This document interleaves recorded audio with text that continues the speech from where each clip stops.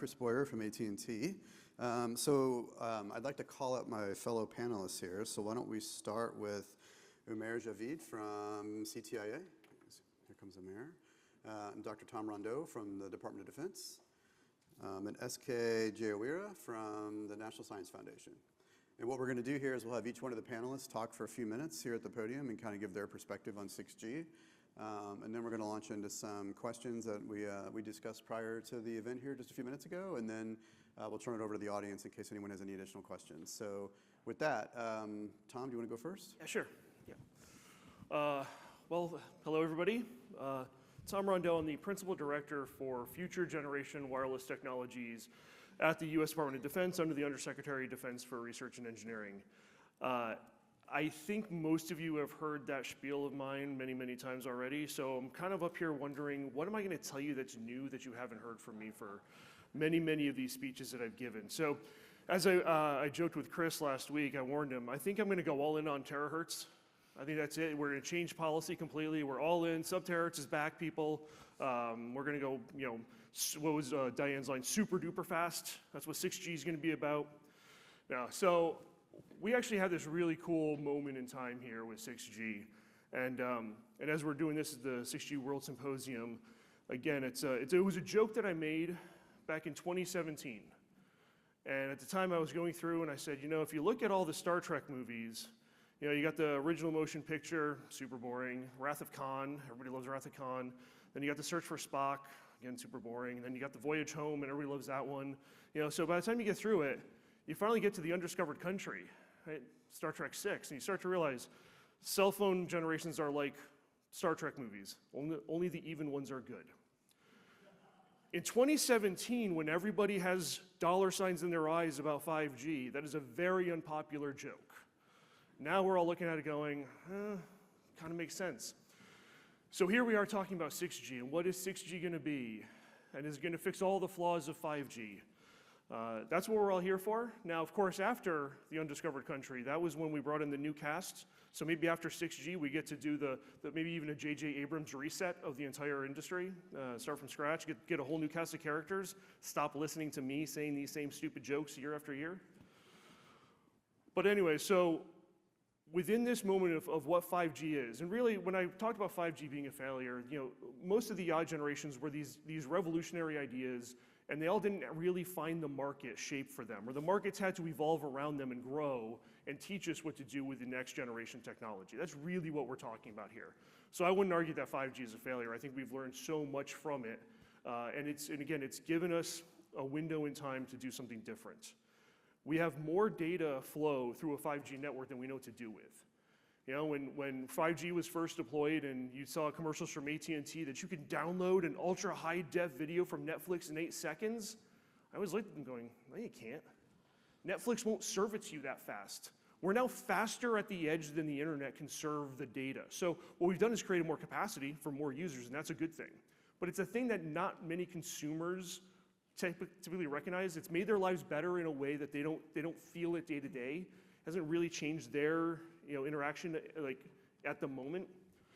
So we have more capacity, we have more resources in these 5G networks, and the question is, what do we do with those?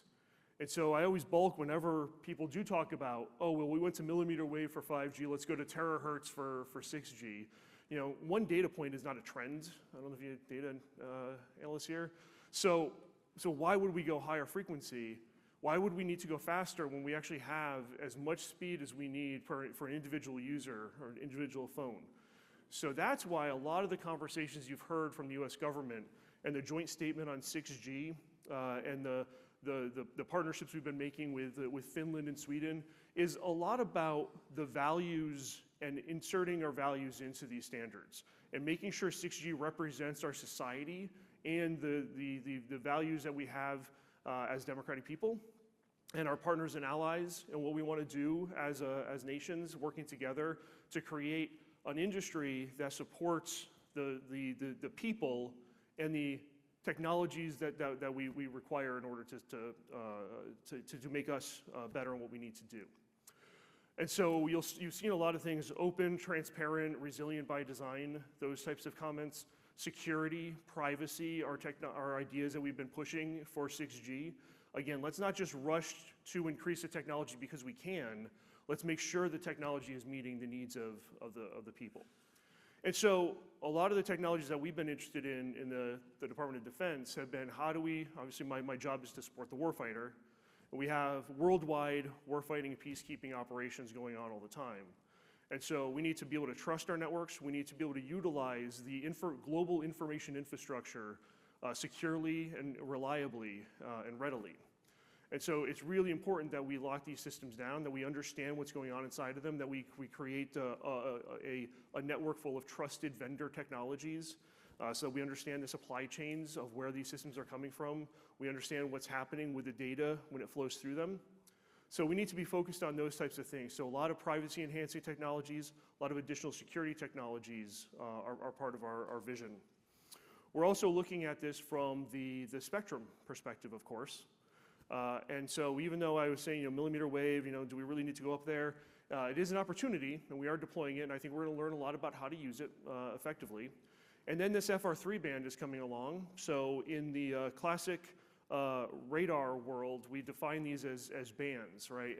And does anybody know where the banding names came from? Does anybody? It's kind of apocryphal, so I'm not sure how true it actually is, but we start with L band, around 1 to 2 gigahertz. That was long wave. S band, 2 to 4 gigahertz, was short wave. X band, 8 to 12 gigahertz, well, X marks the spot. That's where our fire control radars sit, because we can have enough accuracy to launch a weapon at a target. And then C band sits between S and X band because C literally was the compromise band with the Army not wanting to invest in X band technology. So we compromised and put technology there. But when you think about the frequencies, the center frequencies and the bandwidths of the radio waves, they teach you different things about the environments as they bounce around and as you analyze them, the radar range equation. And so by opening up FR3 to commercial technology, by leveraging FR1 and FR2 frequencies, you now have a whole opportunity here for different sensing modalities as part of your communication signals, and that's what we call integrated sensing and communications. Or joint sensing and communications, or joint communications and sensing, some variation on those terms you'll see a lot of. And I think that's a really exciting opportunity for us. From the DoD's perspective, there's all sorts of intelligence, reconnaissance, and sensing that we do. That's a big part of our mission set. So we can utilize this technology for a lot of really useful things. From a consumer technology, we look at monitoring drones, drone delivery systems, drone swarms going over population centers. Well, now you need traffic laws, and now you need to uphold those traffic laws. And how do you do that without deploying a whole new set of capabilities just for that purpose, or can you integrate it with the existing wireless networks that are out there? A lot of really fascinating possibilities here. But also, if we're doing this, if we're using these for operational purposes, well, and they're commercialized technologies, then our adversaries can do the same thing. So we also need to be studying how to defend ourselves against these types of systems. And also make sure that as we invent technologies that create integrated sensing and communications, or ISAC technologies, as we build those systems, we also need to take these, what I started off talking about, these values to heart, and making sure that we're building the right policies and regulations that can then inform how those technologies are built and deployed, how the data is managed, and how the data is disseminated. Because if we do that together, and we, with our partners and allies, lead in that technology realm and define the policies, then when we export those technologies, the policies kind of follow with them because we've built the technology to those values. And if we don't do that, if we let our adversaries lead in that worries us as far as not just military DoD operations, but us from the United States thinking about this from personal liberties and freedoms and the privacy invasions that can happen when you do this type of thing without thinking through the consequences of it. So we're hugely invested in looking at ISAC. We're looking at this from the spectrum regime. We're looking at all the RF technologies, the microprocessing, the edge compute that allows us to take advantage of these new signals. That's all part of the work that we're driving forward in my office and what we call Future G. And so with that, hopefully that'll set up enough questions and discussions for where we see some of these technologies go. We can talk about more of those later. So thank you all. Great, thank you.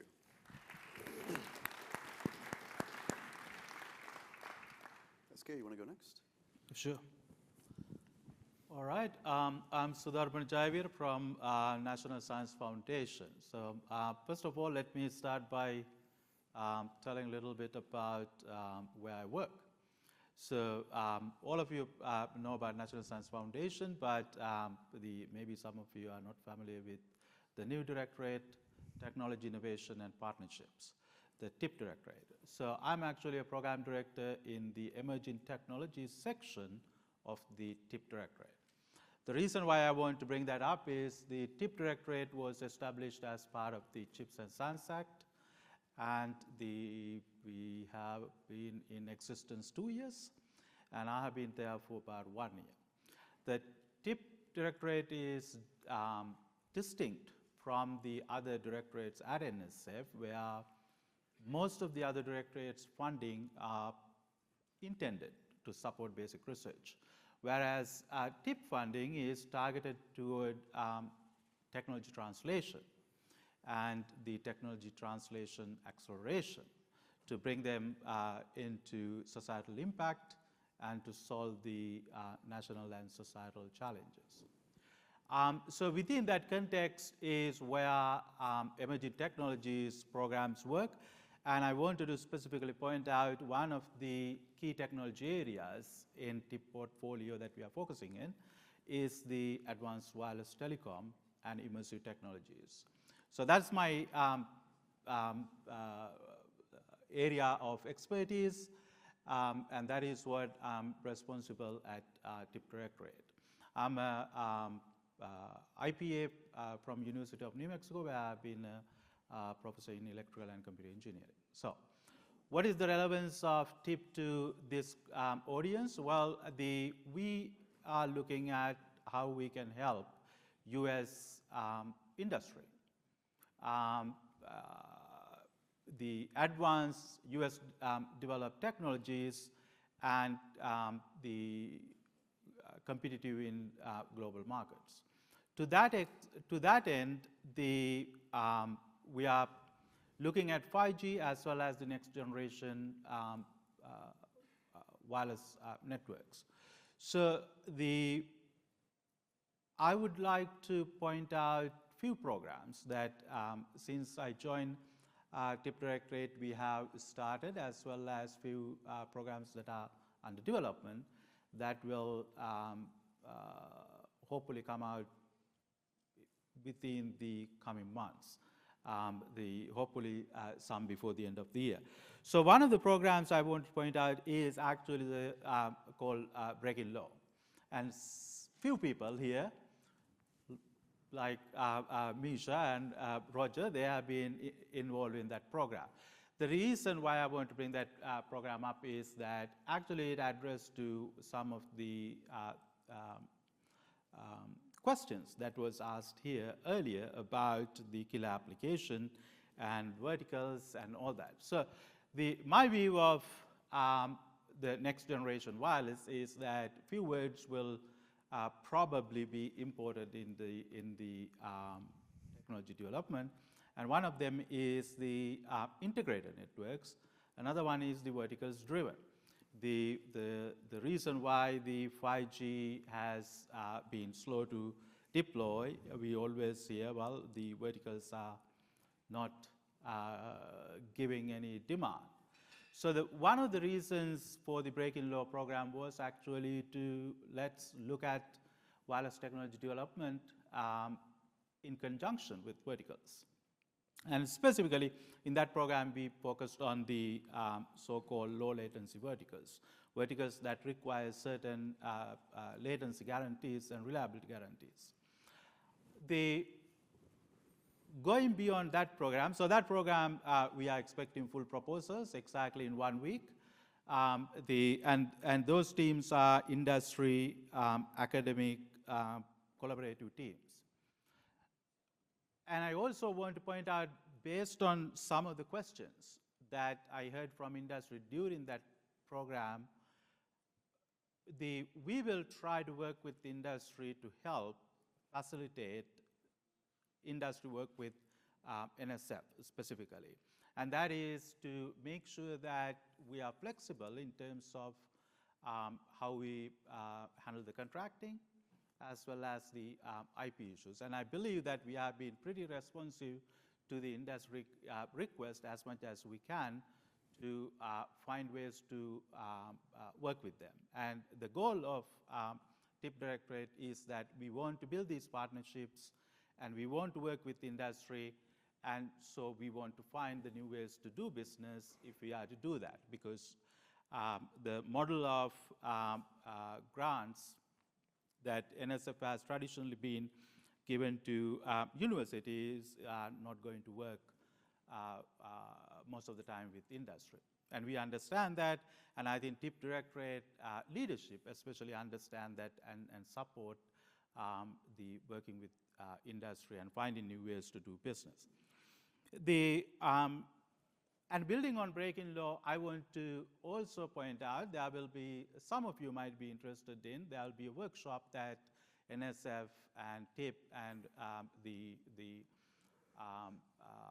organize, and that I have given a contract to organize a workshop. And the goal of the workshop will be essentially to develop and understand what we should be doing in open, integrated, vertical-driven networks of the next decade. And we would like to take that workshop as a vehicle to get industry, academia, and other stakeholder input, so we can actually invest and develop programs to invest in where we need to invest.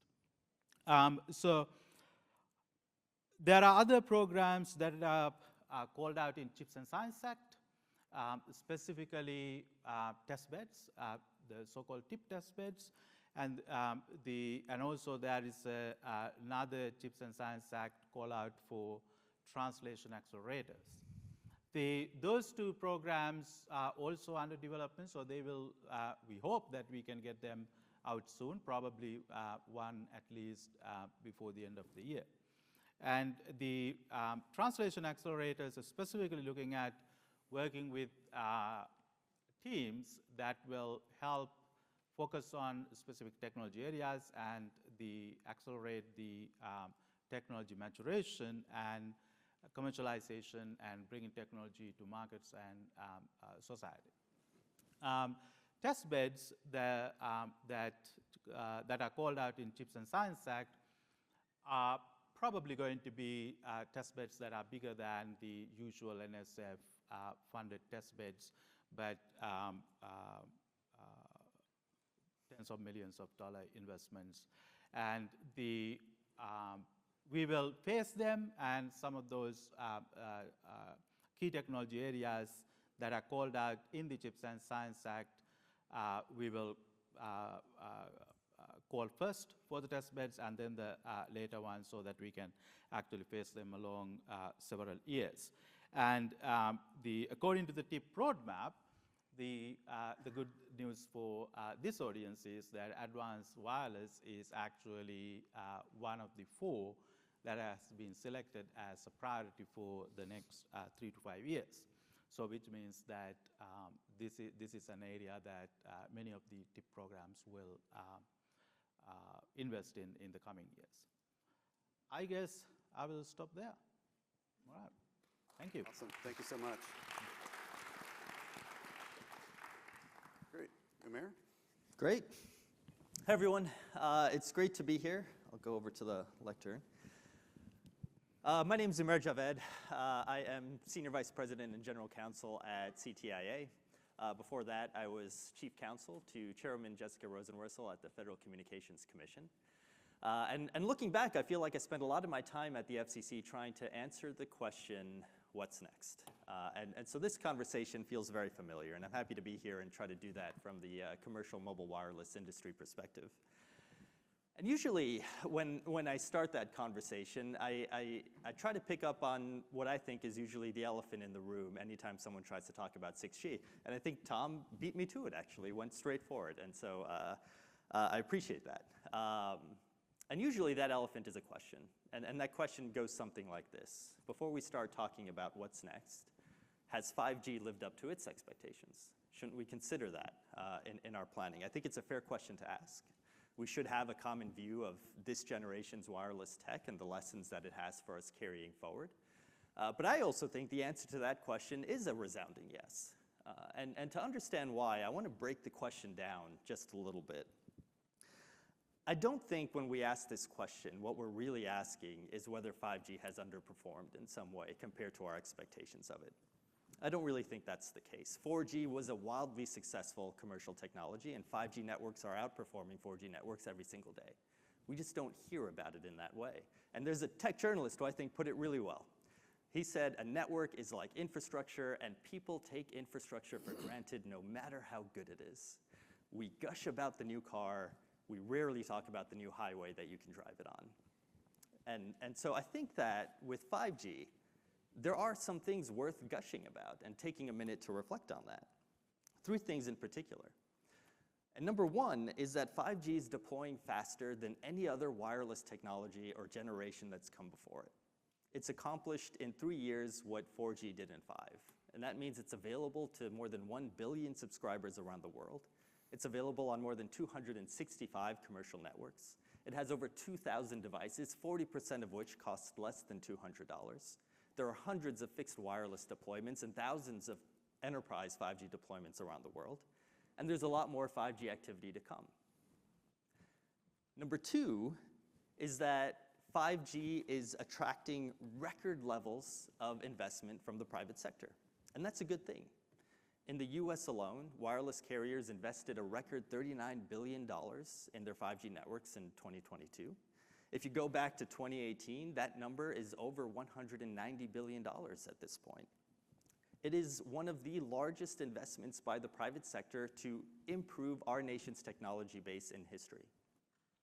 And those investments are paying off. Wireless network speeds are up 42% year over year, one of the largest jumps we've seen. The amount of data being carried on wireless networks is up nearly 40% this year alone. Again, one of the largest increases we've seen on that metric as well. If you look back, Americans used more wireless data in 2023 than they did from 2010 to 2018 combined. And this is a trend that looks like it's going to continue. Number 3 is that 5G networks have been designed and deployed with an eye toward what's good for society. It might seem like a lifetime ago now, but 5G networks played a pivotal role in helping us navigate a global health pandemic. And not just in the sense of keeping us connected or helping to move our economy online, but 5G telemedicine helped address shortages in medical staff and resources. NIH has noted how 5G-based technologies have helped with prevention and control as well. Looking beyond just that, fixed wireless deployments are having tremendous success.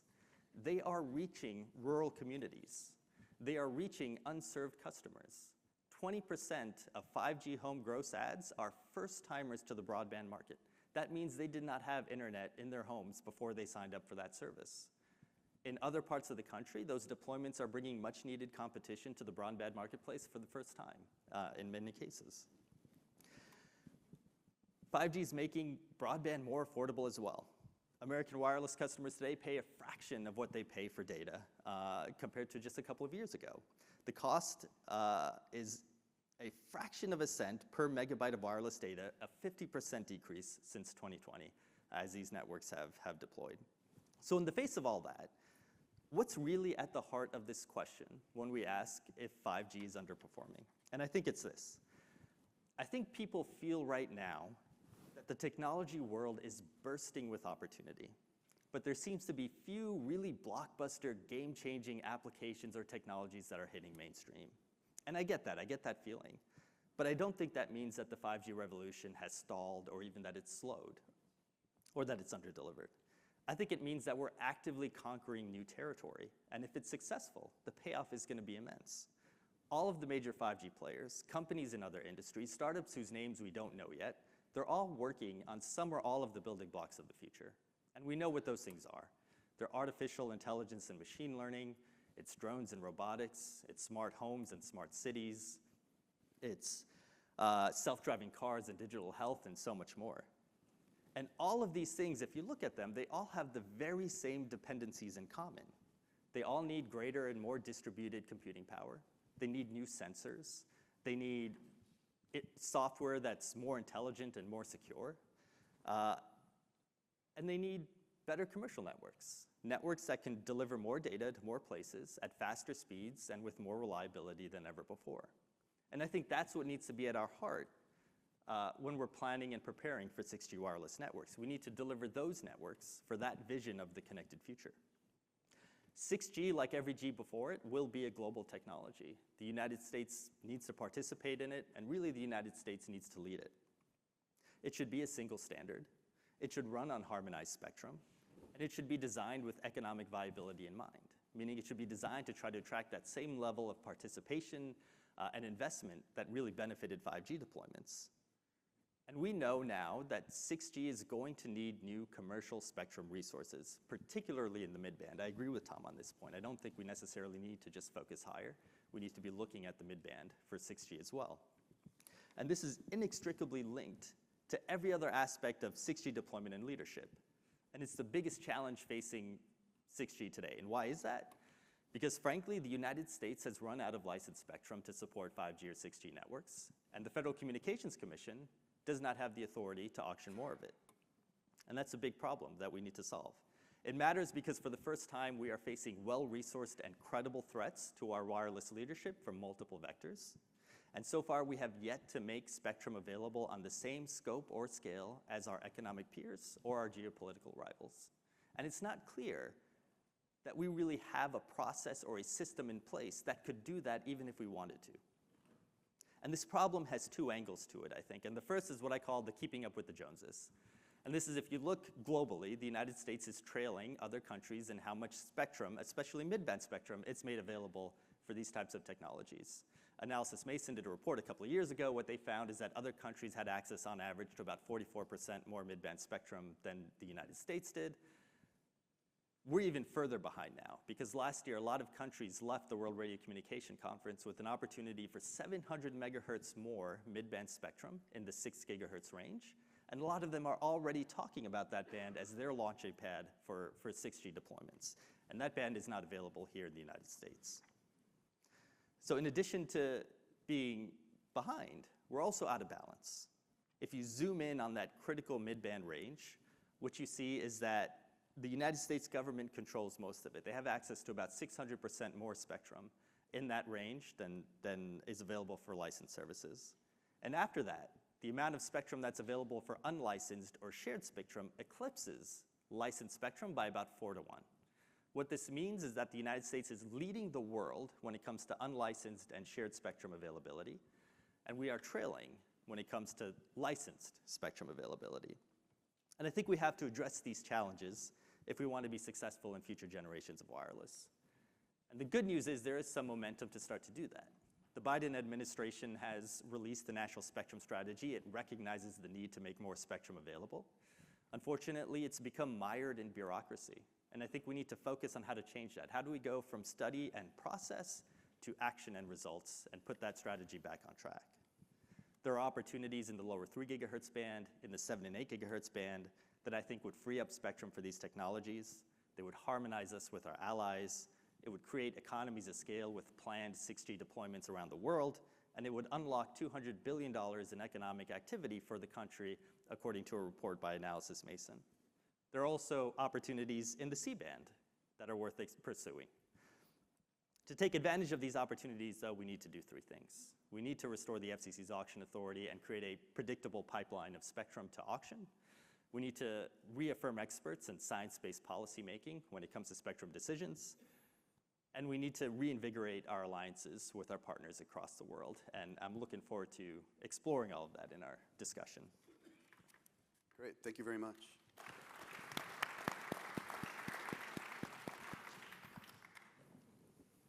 Well, that was very interesting and enlightening in the conversation. Why don't we start with a really basic question about 6G.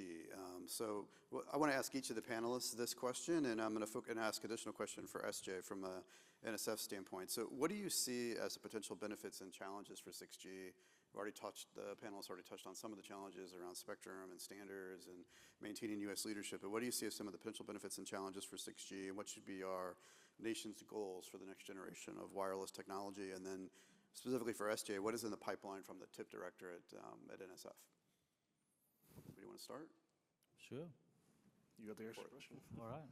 Okay. So, well, when it comes to the opportunities and challenges, I think the most important thing from NSF point of view is the ensuring that what happens in 5G does not happen in 6G. So that's the whole point of Chips and Science Act, and the TIP Directorate's goal is to make sure that US does not lose track of the global technology development, and we fully support US academic and industry R&D and the technology development, technology translation efforts at the right time by investing in the right programs. So that's the focus of TIP Directorate, specifically going beyond the traditional NSF support for basic research. Where we should be investing in is just like everybody else here talking about what is the right thing to do. That's anybody's guess. What we can do is we actually invest in everything. So rather than focusing on just one aspect, we try to look at what the industry, academia, stakeholders tells us as important, and based on that, we try to develop funding programs. To answer the second part of the question, what is in the pipeline, I think I already mentioned few of them. The translation accelerators and the testbeds, because I believe those are, when it comes to the advanced wireless telecom in the technology translation aspect, those can be pretty significant investments. And also bringing the academia and industry, there is no doubt that US has invested enormous amount of federal funding to develop basic research and basic technologies, just like in the previous generations. What we are lacking is that, do we capitalize on that US developed technology by making sure that actually those technologies become part of 5G, 6G, next generation, and whether we help US industry, US players, allied countries to actually be the market leaders in next generation. So towards that end, we do have those two programs that we are looking at, as well as the regional innovation engines.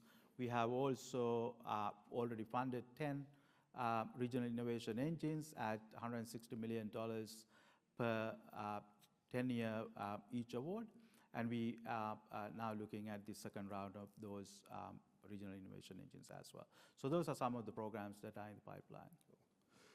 So my answer to your question is one word, and that's patience. So coming from the Department of Defense, I have a really unique role because we're engaged with commercial industry, and we need commercial industry to survive in order to be able to purchase from it and install it, as opposed to many of my other colleagues who are working on very DoD-oriented markets and technology. So we fund Lockheed Martin to build us an F-35, and they're going to stand up an entire business arm just to do that.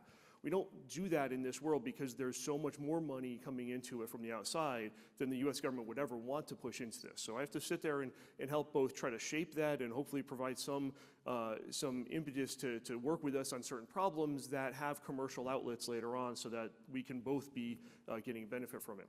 And that means that I actually look more at the markets than I think, and possibilities for these new verticals more than a lot of my colleagues in the DoD would. And what I'm finding here is that we have very little patience for waiting for industry to do something.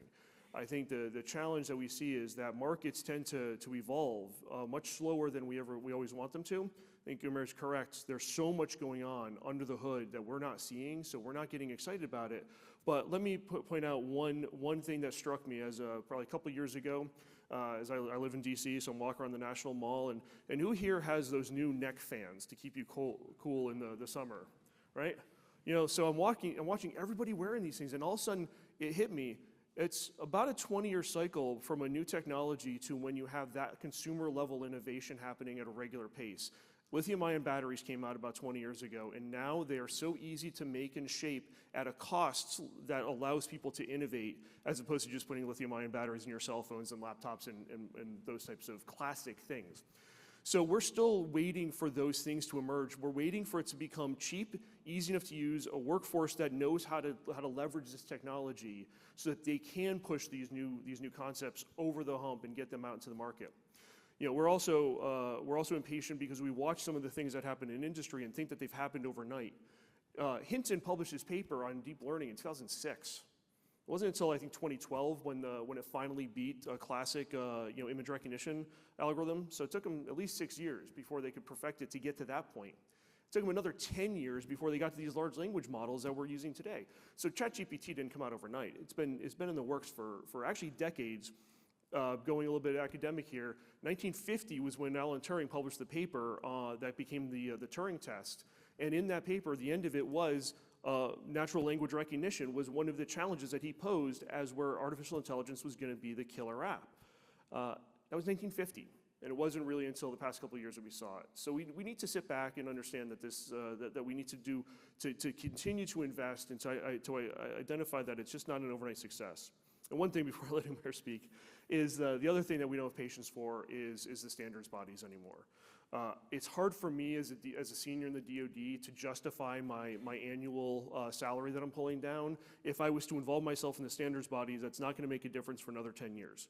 It's really hard for industry to think about this. Whenever there's a downturn in the economy, you take away travel money, and you can't go to 3GPP and vote in it unless you're there 6 meetings in a row, and you guys always put 3GPP meetings in really nice places, so it's very expensive to send people there. And so you're looking at your books, you're looking at your returns, you're looking at the time that it takes to do this, and we back out. We say, no, it's not worth it. We're going to just go our own way. And we're not involving ourselves in these arguments like I think we really should be.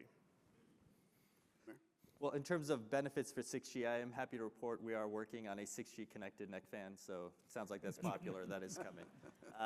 Look, benefits of 6G, I think we know what they are. Economic growth and national security. With 4G leadership, we learned how important these technologies are for economic growth. We had a mobile app economy develop on our shores. We had operating systems develop on our shores, and we reaped the benefits of that leadership. With 5G, we learned how important this technology is for national security as we saw the equipment, telecommunications equipment of our adversaries proliferating around the world and realizing that that creates national security risk for us. Both of those things remain true for 6G, I think. Economic growth, national security, that's the benefit of leading in this technology. From a technology perspective, we know what it is, right? Low latency, faster speeds, more energy efficiency, all of those good things are things that will continue to improve with this technology. And of course, artificial intelligence integration, I think, will be greater there. In terms of the challenges, I think Tom hit on a great one, which is the standards bodies and the speed at which they move. And I think this is especially true for the International Telecommunication Union and the World Radio Communication Conference that operates on these extremely long study cycles in order to free up spectrum.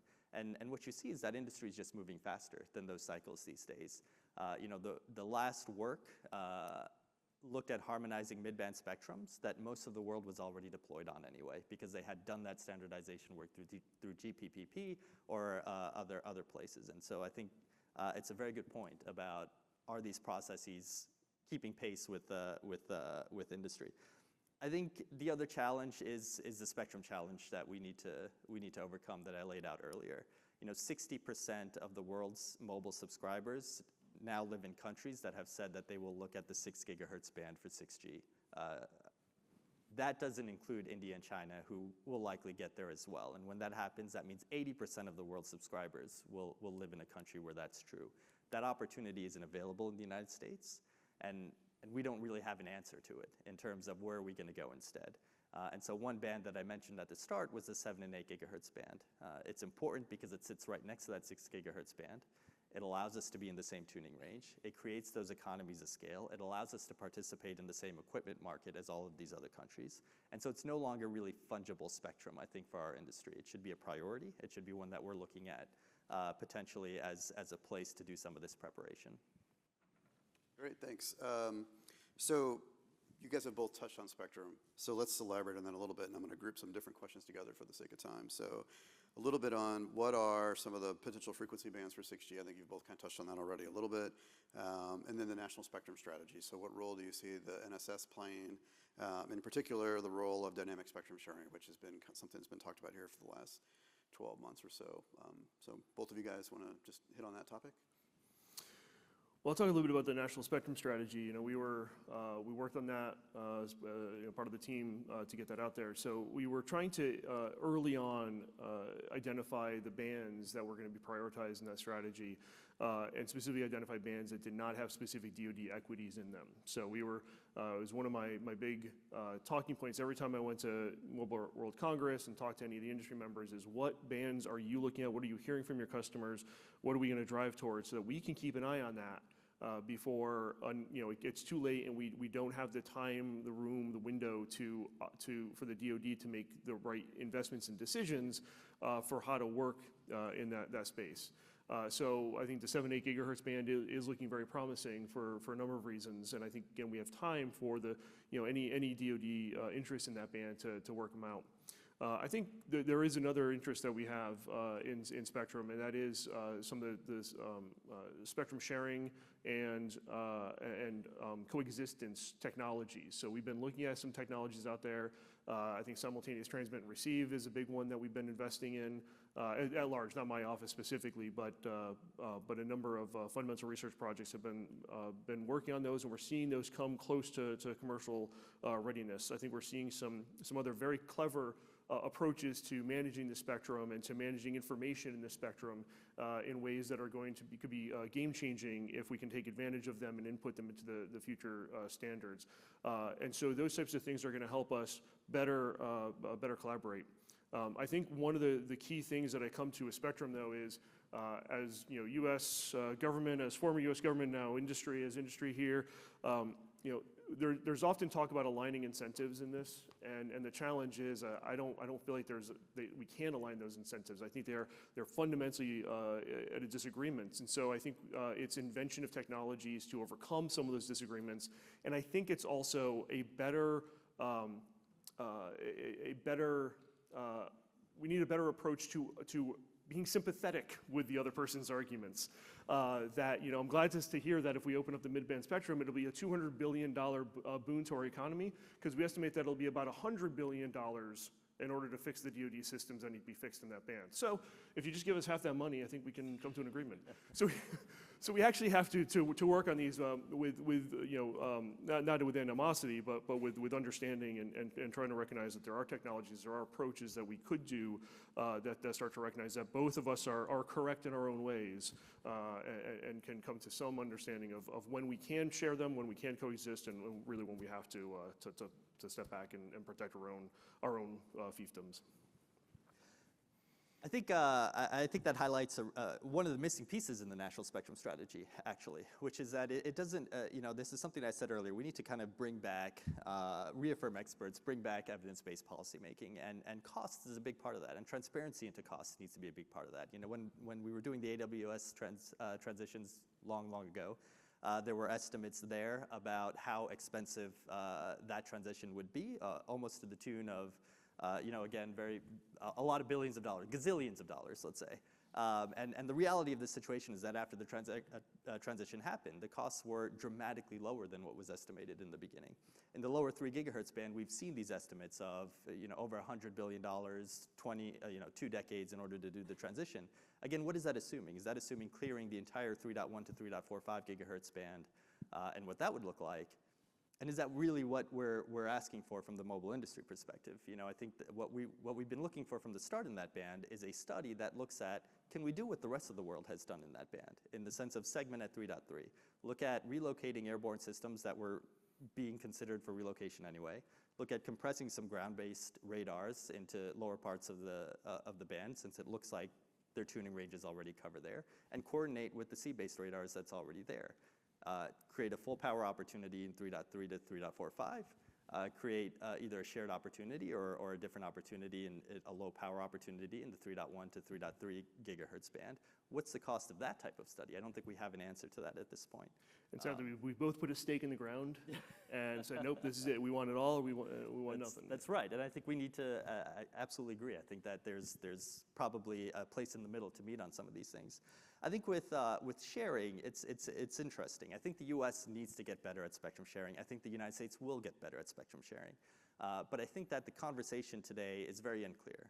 You know, it gets thrown out there today as a one-size-fits-all solution to spectrum policy of, well, we'll just figure out a way for everyone to share this.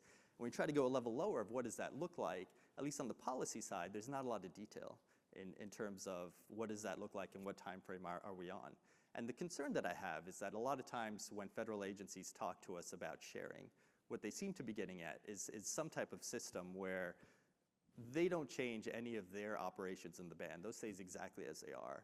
And if the wireless industry can come in and sort of weave in between those existing uses and show that they can do so with maybe not all the information because some of that use is classified, and show that they can do so using the most conservative worst case assumptions about interference, then sure, we'll share the spectrum with you if you can do all those things. But if at any point in the future we decide we need that spectrum, we'll just take it back. And to me, that doesn't sound like sharing to start, and two, it's not economically viable. It would be like me coming to you and saying, hey, I'll rent you a room, but I'm not going to tell you when you can use it, how often you can use it, and at any point I can come and kick you out of it, how much you're going to pay me for that room. It's a very hard thing for carriers to put capital behind. So I think sharing has potential, but we've got a lot more work to do to get on the same page of what we're talking about. We'll put a plug in for Martin Weiss, who's my director of advanced or applied research, and he is running a project right now for us to try to better identify the variations on spectrum sharing concepts, because again, it's not one size fits all, but we don't really have, we don't have the encyclopedia that we can all go to, and again, with science and data-based evidence, say this is probably a better way for this band against these systems. We have very coarse understanding of, especially policymakers have a very coarse understanding. So we're hoping to elevate that and provide that with a bit more structure that people can talk about. Great. If I can add something on the dynamic spectrum sharing, so I actually participate in the National Spectrum R&D plan development, which is called out in the National Spectrum Strategy. So dynamic spectrum sharing is actually one big part of that, the National Spectrum R&D plan. And also as an academic, I have been working in dynamic spectrum sharing research for a long time. So I can tell from that experience, the dynamic spectrum sharing, one size fits all, that approach is what probably a big problem. That is that you cannot assure quality of service for systems without having the details. And what we need is actually technology development for specific use cases, where, like Umeya was saying, that only one side is trying to share the spectrum while the other one is not doing anything. Moving on from that paradigm to actually both sides have a stake. And one of the ideas that long time back I floated was called dynamic spectrum leasing, where you actually have one side who owns the spectrum actively try to share the spectrum with the another system or service. And NSF recently also put out a new spectrum solicitation, which also called for new models for dynamic spectrum sharing paradigms. So so I believe that in the coming years, hopefully we will get to a place where we can have better dynamic spectrum sharing technologies that actually can be practically adapted rather than just being textbook cases. And Chris, if I could add one more plug for some of what we're doing here. One thing that I've done in my past, I ran the Guinea Radio Project, free open source software-defined radio thing, and that changed education, changed the way we interact with the spectrum. And what we're trying to do now in my office is build an open source software platform for 6G. So breaking open these systems, and now not only do you have new viable approaches to technology and innovation and market approaches, you also now have a platform where everybody can learn on. And so it's part of my workforce development model as well to get more people educated, because I think some of the challenges that some of the decision makers feel that it's too mathy, it's too hard, I can't possibly understand it, so don't go to specifics, just give me the high level up here. I think training people and helping people understand and engage inside these systems more effectively, like we did in the software-defined radio world, is another tool that we have that we can build in order to make sure that the information is conveyed, but people also feel more comfortable working in this space, because it looks complicated, it's black magic. We can break that open, we can make it more obvious, we can shine the light on the electromagnetic spectrum, pun intended. This all sounds very promising in some respects, but I do think that, as an industry person, we're going to run out of time if we don't do something relatively soon. So, especially when you talk about our international competitors. All right, so we have about 4 minutes left. So I want to make sure I have an opportunity to take any audience questions. Anyone have a question from the audience? I'm sure there's lots of them, but we have maybe time for a couple. Go ahead.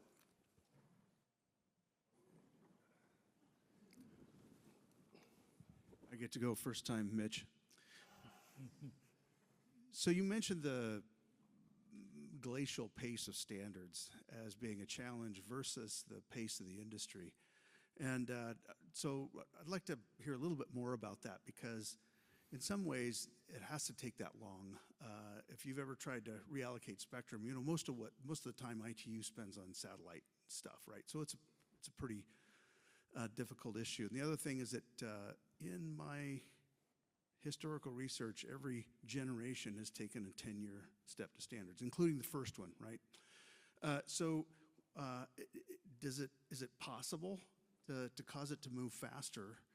And given what happened in Release 15 and how it set 5G up for what it is now, is it sensible? No, it's great. And I think I was arguing for patience, so I was arguing really that we should respect that these things can take time and do take time to get them right. I think it's the perception that industry moves so much faster. And so you have a lot of people who are, they come into this going, no, but I can go and I can build an app in a month and I can become a billionaire. That's not really how any of that works. So there is a perception of the time differences here that I think is wrong.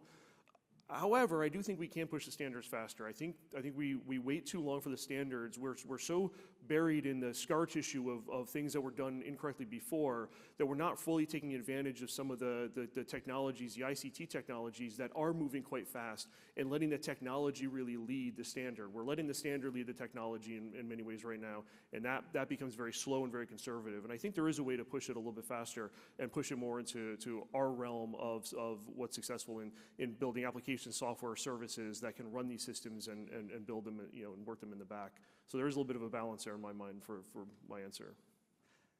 And just to maybe clarify what my remarks there was, but I think I was focused more on how long it takes for spectrum decisions to be made at the ITU and the World Radio Communication Conference, and that doesn't seem to be aligned with where we are in standards processes and where we are in national processes. It seems like a lot of spectrum harmonization is happening outside of the ITU because of that, either through GPP or in regional bodies. And I'm just, I think I'm focused more on that study cycle and whether that's really keeping pace. Great. One more question?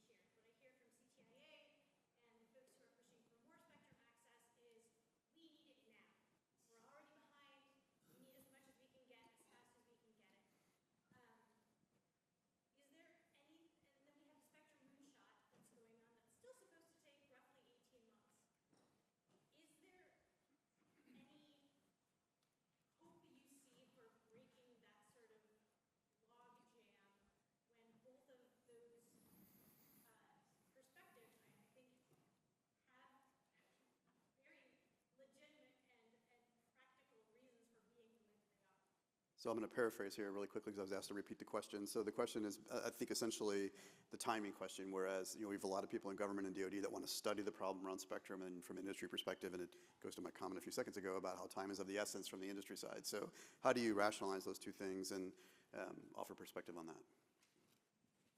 Yeah, I think we both have our own vision of an existential threat that we look at. If we can't utilize these systems, and there are dozens of systems in the spectrum that we're talking about, that is a significant threat to our national security, and we will lose battles, we will lose lives if we can't run them as they are run today. And it does take us a long time to recertify something, to build it. A lot of these are big pieces of metal. The Gator radar is, that is a very specific, specialized system that's very difficult to build otherwise. So we need those systems to work. We need them now, and we need to be able to reliably deploy them, and then to fix them. The process is long, and that kind of goes back to what I was saying. Is I think the education, I think breaking these things open in more ways to better visualize and understand what's inside of them will also help us make more informed decisions, so we can actually come to solutions faster than we have now. I'm a DoD person, so every time we say we're going to go faster, do not believe me. But that's where, from the research and engineering perspective, I think there are approaches there that could work. So I'm an optimist. I think, yes, I think we can get to a place where we can address both economic growth and national security needs through the National Spectrum Strategy process. I think that, as we sat down and looked at what does our industry need over the next couple of years, what we came up with is 400 megahertz by 2026. And that actually lines up really nicely with the 2-year study process in the National Spectrum Strategy, and I don't think that was an accident. I think the question becomes, are we advancing these studies in a way to meet that deadline, or not deadline, but meet that date? And are we studying the same things, right? The sense that I get is that there's this sort of difference in opinion as to what the National Spectrum Strategy study should be doing. From the industry perspective, there's this idea that what we are studying is there an opportunity to repurpose some federal spectrum for commercial use? And that's what we should be studying. And from the government perspective, it seems to be like more so of, can we study a way to do spectrum differently? Can we find a way that not just solves our 2-year need, but our 10-year need and our 20-year need, and figure that all out right now? That's where I think we're not lining up, and that's where I think we just have to get on the same page as to what is the immediate goal of these studies, and are we meeting them? All right. Well, with that, we are officially out of time. So I want to thank my great panel today. Thank you for joining us, and appreciate our great audience. Thank you.